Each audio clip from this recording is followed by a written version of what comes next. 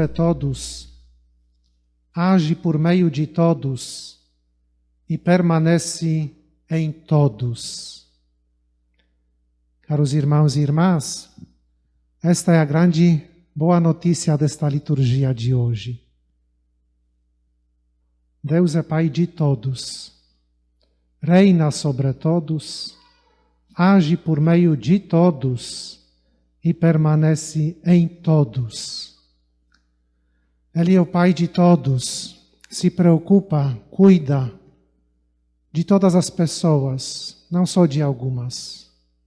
Deus não faz distinção entre as pessoas.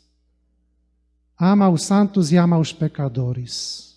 Ama os bons e menos bons, porque é o Pai de todos.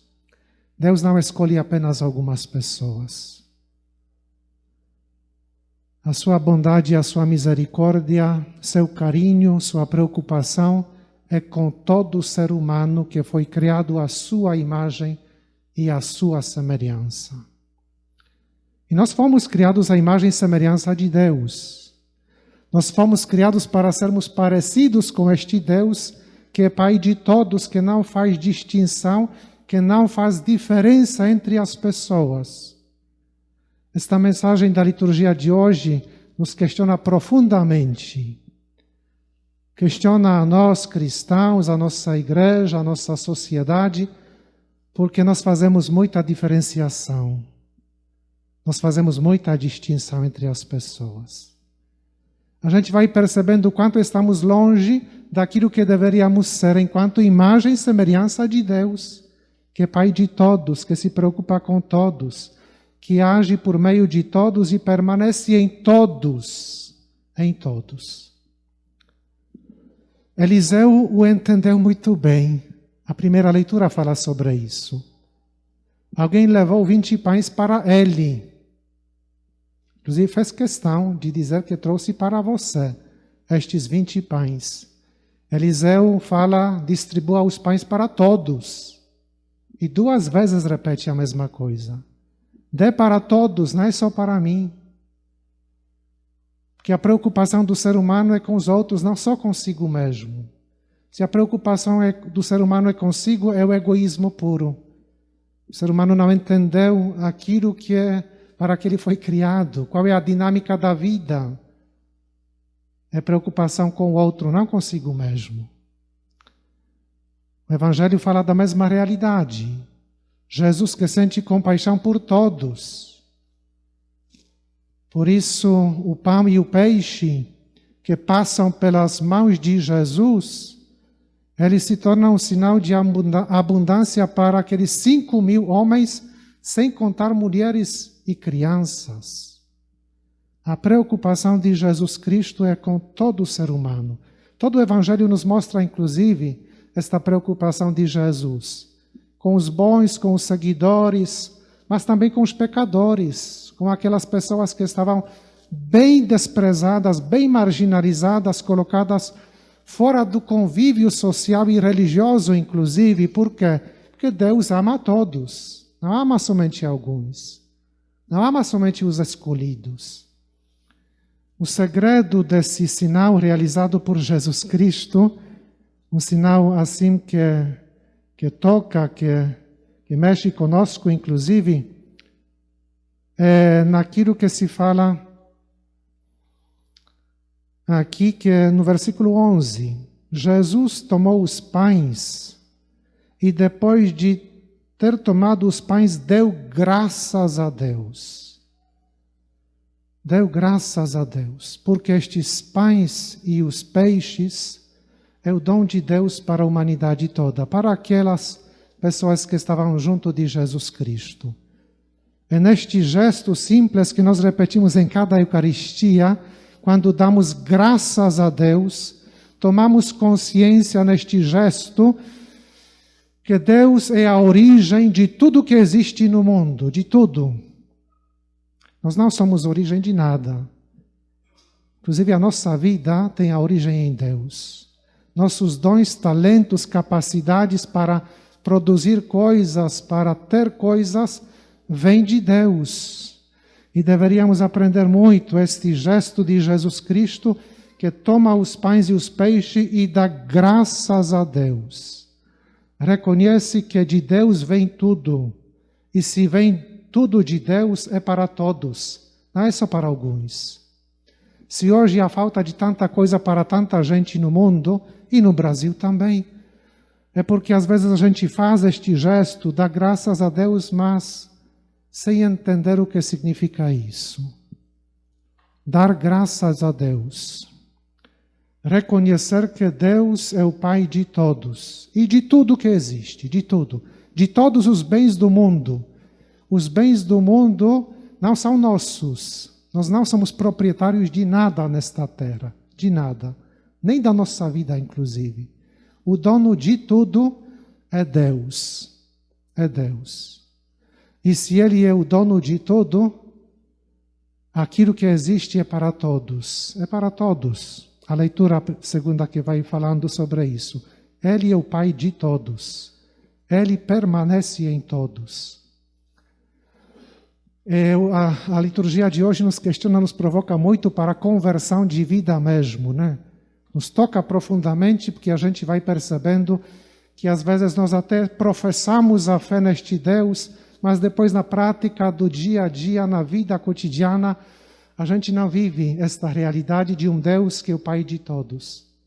E nós vamos então fazendo distinções, diferenciações entre as pessoas, daquelas que nós gostamos, daquelas que não gostamos, aqueles que são amigos, aqueles que são inimigos por diversos motivos e razões, e a gente vai negando na prática aquilo que nós professamos com a boca.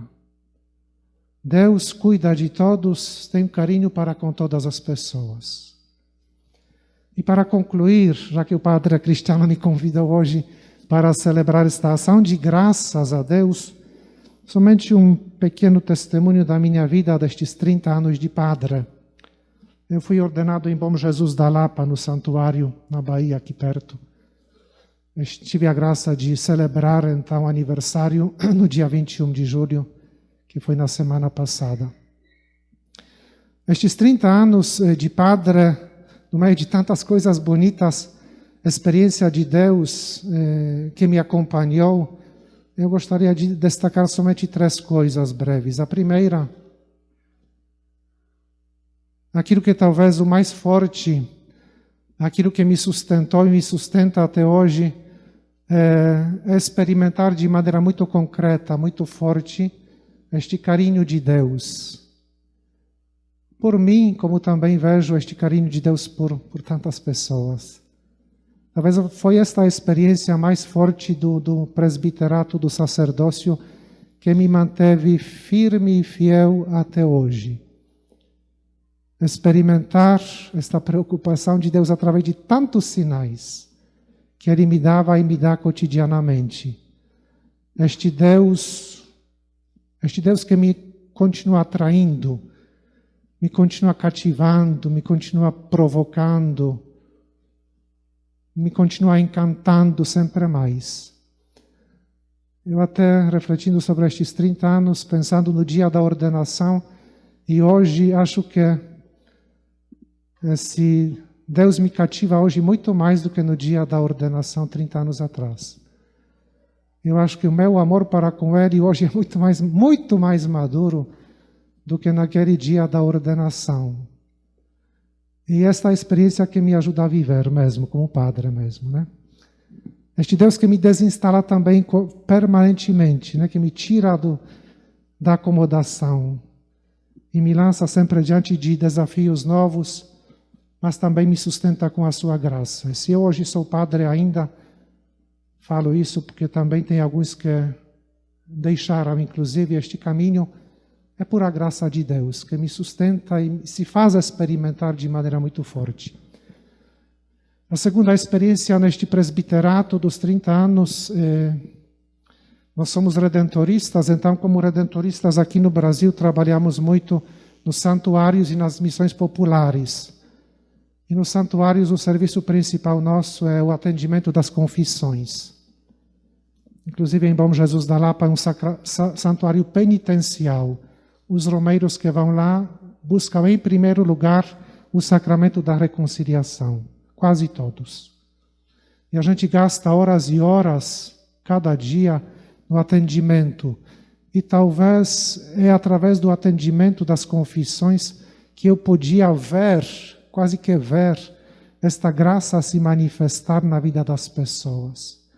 Esta graça que toca no coração daquele que se abre, que transforma a vida, que faz com que a pessoa comece uma vida completamente diferente no encontro com Deus, que toca com a sua misericórdia e transforma a vida das pessoas. Mas ao mesmo foi este o sacramento que me marcou mais nestes 30 anos de padre. Mais no sentido de experimentar a proximidade, a bondade de Deus para comigo, o sacramento da reconciliação, que me manteve em pé, mesmo com as limitações que eu tenho e fragilidades também.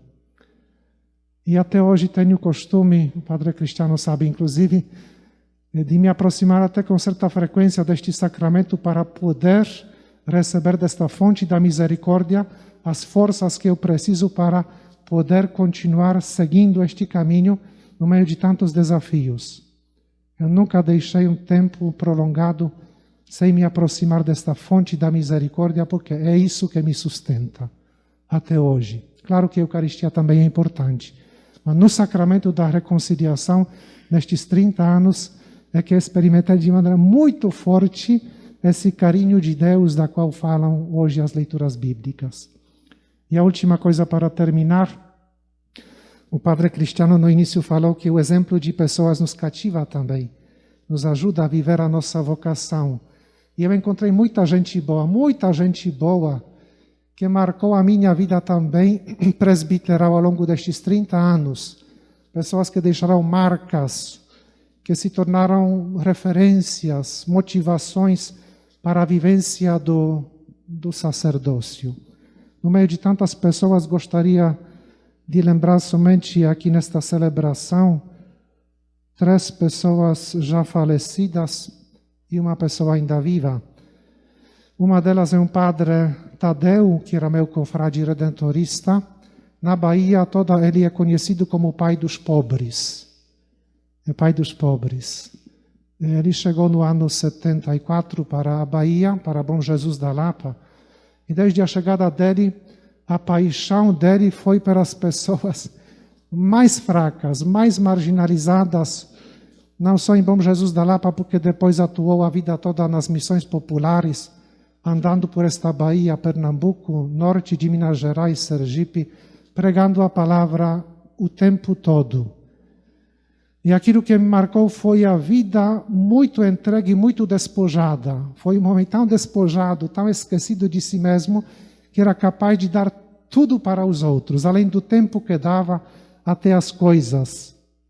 Era capaz até de dar tudo mesmo, em casa ali não tinha nada. Ele dava tudo para os outros que necessitavam. Viveu e morreu sem nada mesmo, né? Um despojamento total. Aí eu me sempre lembrava de Jesus Cristo, o exemplo de Cristo Jesus, que doou a vida toda e tudo que possuía aos irmãos. A primeira pessoa que me marcou fortemente nesta caminhada. A segunda pessoa foi o falecido Dom Pedro Zilli, o bispo brasileiro, que faleceu este ano de Covid, lá na Guiné-Bissau, na África. Um bispo simples, mas um bispo que se encarnou naquele país, um dos mais pobres da África. E ele amou aquele povo. Amou este povo e tinha um coração católico, coração aberto, coração universal, assim que era um ponto de referência não só para católicos do país, que são poucos, na diocese dele apenas 1% de católicos, mas era um ponto de referência para muçulmanos e para as pessoas de outras religiões africanas, que são pelo menos 32 tribos africanos. Era um pai para os muçulmanos, para as pessoas de religiões africanas e também para os católicos. Um homem que, aquilo que fala o Evangelho de hoje, a liturgia de hoje, que amava a todos, não fazia distinção entre as pessoas. E por isso também a morte dele causou tanta comoção no país todo, não só no meio dos católicos. Eu tive a graça também de estar com ele brevemente quando passei lá, mas também já o conhecia antes. E tivemos um bom relacionamento, e ele que me marcou muito por esta universalidade do amor que não limitava a sua atenção para algumas pessoas, mas amava a todos e se doava a todos de maneira muito forte. Outro bispo que me marcou é um bispo de Araçuaí hoje, Minas Gerais, Dom Esmeraldo Barreto. Eu sempre falo para ele, se ele chegasse aqui nesta paróquia, talvez vocês nem perceberiam que é bispo. Pela maneira de ele viver a vida dele, uma vida de serviço, de atenção nas mínimas coisas para todas as pessoas. Eu sempre falo para ele que ele fez da própria vida uma missão permanente. É dia e noite, numa simplicidade de vida que eu fico às vezes envergonhado quando me encontro com ele e quando ele então se coloca a serviço nas coisas mínimas do dia a dia. O exemplo de simplicidade, de serviço aos outros e naquilo que ele pode fazer. E a última pessoa que vou recordar nesta missa como ação de graças é uma pessoa leiga de Salvador, também já falecida, Maria Angélica. Ela, quando no ano 87 surgiram lá no bairro perto da Boca do Rio, Pituaçu, 7 invasões, uma época muito difícil também, que a cidade na época tinha mais de 400 favelas. Ela então, desde o início daquelas invasões, começou a andar naquelas comunidades e nos chamou aos padres redentoristas para dar assistência àquelas comunidades. Mas ela estava lá todos os dias, de manhã e de tarde, ela já estava aposentada, andando, formando as pequenas comunidades, organizando as pessoas para rezar e também buscando organizar alguns serviços básicos de caridade mesmo para aquelas pessoas. E assim foi a vida dela até a morte.